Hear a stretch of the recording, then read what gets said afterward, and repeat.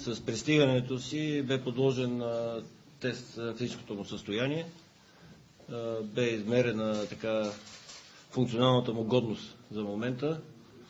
Близко е до нормите, които трябва да бъде, в които са останалите футболисти на Левски. По простата причина, че преди да дойде при нас не беше тренирал само 3 дни. И това не е фатално. Водил е подготовка нормална. Играл е в 4 контролни срещи по 90 минути. Така че няма притеснение относно физическите му качества. Колкото до спортно-техническите му качества, винаги съм казал, че чехи, поляци, унгарци, словаци са футболисти с друг менталитет и с друго мислене. Това са научени футболисти тактически.